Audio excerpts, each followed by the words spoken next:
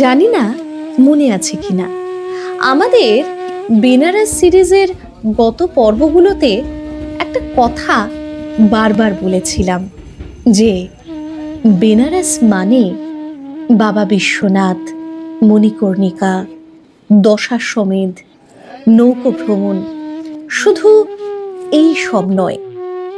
আসল বেনারসকে চিনতে হলে বেনারসের অলিগলিতে পা রাখতে হবে। এই শহরকে বারবার করে ভাঙা ও গড়া হয়েছে, অনেক কিছু পাল্টেছে, আবার কিছু একই রকম রয়ে গেছে। অলিগলির বাঁকে বাঁকে এমন অনেক মন্দির এখনো রয়ে গেছে যা বাইরের পৃথিবীর কাছে উপেক্ষিত। আজ তারই খোঁজে আমরা। ভিডিওটা শেষ পর্যন্ত দেখুন, তবেই বুঝবেন আসল বেনারস কোথায় লুকিয়ে।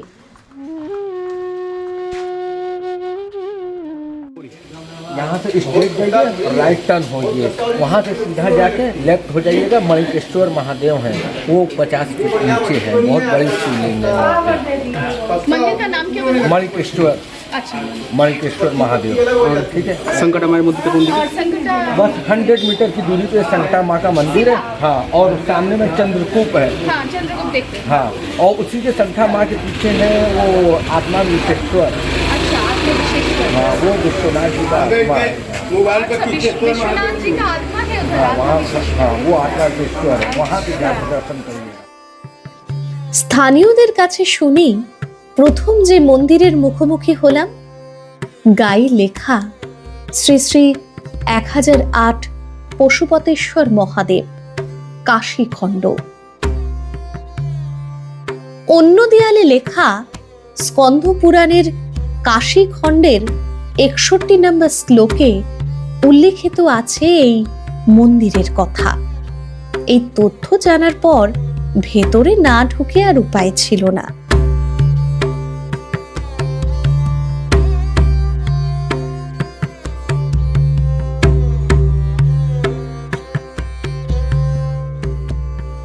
पंडित जी, ये मंदिर तो बाहर लिखा हुआ है 1008 साल।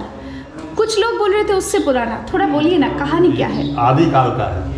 आदिकाल का है? पशुपतेश्वर महादेव स्वयंभू महादेव है ये। अच्छा, स्वयंभू। स्वयंभू है, अच्छा, और आदिकाल का है। और ये जो देख रही हूँ कि जमीन से नीचे है। जमीन के ऊपर है, जमीन के अंदर में है, मतलब हाँ, हाँ। अपने से निकले रहे। अपने से। ये नीचे इस बार है ताकि काफी काफी पुरानी है। अच्छा, पहले काफी नीची थी, बनते बनते धीरे धीरे ऊंची हो गई, तो महादेव जहाँ का तहाँ है। कोई कहानी है क्या? कैसे इनको पाया गया? दर्शन कैसे मिला?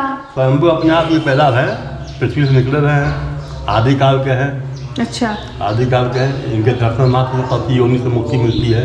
मतलब जब जन्म होगा तब इनके दर्शन से हाँ। पशु कुल में जन्म नहीं होगा। नहीं होगा, अच्छा, दर्शन हमेशा कर सकते हैं। नहीं, सुबह कितने बजे मंदिर खुलता है? मंदिर ये खुला रहता है, 3 बजे आओ, 4 बजे आओ, पूरा खुला रहेगा? खुला, बाहर तो बंद रहेगा।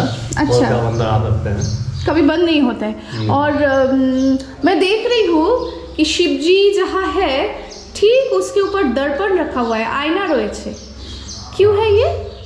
जो कि जिसको बाबा अंदर नहीं बुलाना चाहते हैं, हाँ, बाबा जिसको अंदर नहीं बुलाना चाहते हैं, उसको बाहर से दर्शन करा के भेज देते हैं।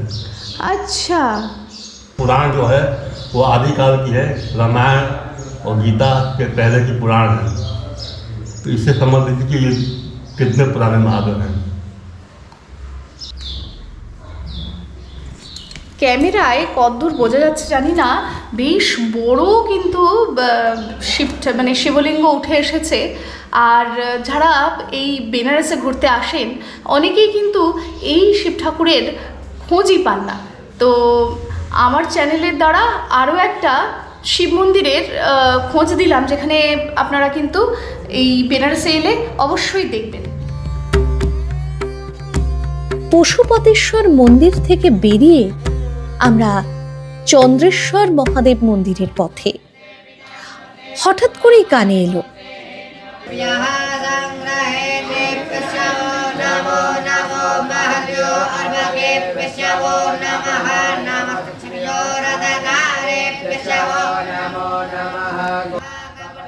জানতে পারলাম এটি হলো মহর্ষি বেদ বিদ্যালয়।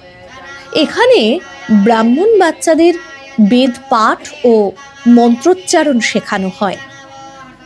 সমস্ত কাশী জুড়েই এরকম বেশ কিছু বেদ বিদ্যালয় আছে। এই মুহূর্তে ঠিক চন্দ্রেশ্বর মহাদেব মন্দিরের সামনে।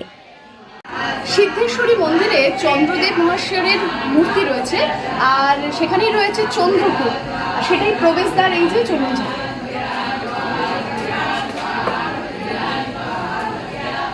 এটা সেই সময়ের কথা যখনও মা গঙ্গার সৃষ্টি হয়নি। অভিশপ্ত হয়ে চন্দ্রদেব তার রূপ হারালেন।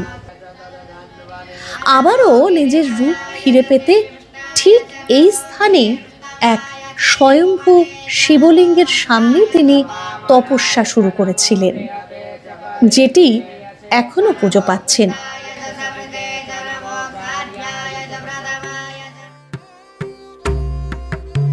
কাশীকে যেমন একদিকে শিবময় বলা হয়, তেমনি এখানে বেশ কিছু মাতৃরূপ রয়েছে যারা কাশীবাসীদের কাছে বিশেষ ভক্তির জায়গা রাখে। চন্দ্রেশ্বর মন্দিরে যেমন মা সিদ্ধেশ্বরীর দর্শন পেলাম, তেমনি আরো এক মায়ের রূপ হলো মা শঙ্কটা।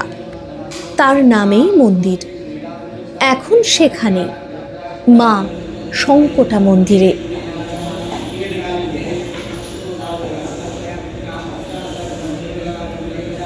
ये स्वयंभू मूर्ति है, ये कोई स्थापित नहीं है। कितने प्राचीन हो? अति प्राचीन, अब अच्छा, बहुत है, महाभारत काल से भी पहले का है। और दर्शन के लिए जो टाइमिंग है वो क्या है? सुबह 6 बजे से 1 बजे तक, बीच में 1 बजे से 1 बजे से 3 बजे तक बंद रहता है, 3 बजे से 8:30 बजे तक। 3 बजे से 8:30 बजे तक। और भोग लगाया जाता है हाँ, क्या? दोपहर में भोग आती है। क्या भोग में दिया जाता है माँ को? माँ को भोग में सब चीज़ लगता है, फल मीठा, फल मीठा, सब्जी सब लगता है। पूरी सब्जी सब रहता है। और विशेष जो उत्सव होता है या अनुष्ठान होता है वो क्या है? हमारे यहाँ अन्नकूट होता है पौष शुद्ध चतुर्दशी को। अन्नकूट होता है कब? पौष शुद्ध चतुर्दशी। अच्छा और बैसाख शुद्ध चतुर्दशी को वार्षिक श्रृंगार होता है। अच्छा। এখানে ভৈরব হলেন বাবা শঙ্কটেশ্বর।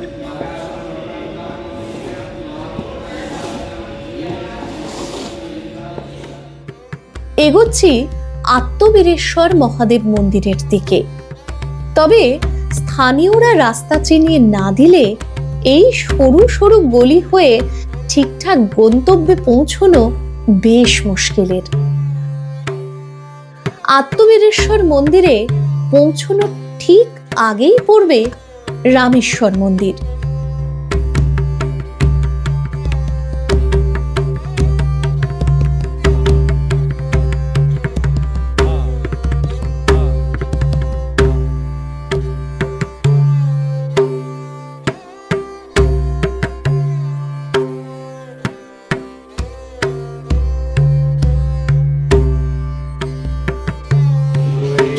শঙ্কটা মায়ের মন্দির থেকে বেরিয়ে আমরা দেখলাম রামেশ্বর মন্দির, আর এখন দাঁড়িয়ে আছি আত্মবীরেশ্বর মহাদেব মন্দিরের সামনে। স্কন্ধ পুরাণের কাশী খণ্ডের 82 ও 83 নম্বর শ্লোকে এই মন্দিরের উল্লেখ পাই। এই মন্দিরের সাথে বাঙালিদের আবেগ জড়িয়ে রয়েছে, কারণ তার আশীর্বাদেই স্বামী বিবেকানন্দের জন্ম হয়, যে কারণেই জন্মের সময় তার নাম রাখা হয়েছিল বীরেশ্বর, যার সংক্ষিপ্ত রূপ বিলে। शंकर जी की आत्मा। भगवान शंकर जी की आत्मा।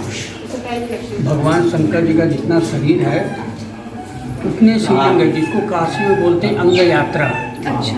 जैसे भगवान शंकर जी का नेत्र त्रिलोचन महादेव, दायां कान कर्णेश्वर महादेव, बायां कान भरतेश्वर महादेव, बायां हाथ कृतिवासेश्वर, दाहिना हाथ विश्वनाथ जी, हृदय आत्मा। तो ये भगवान शंकर की आत्मा है।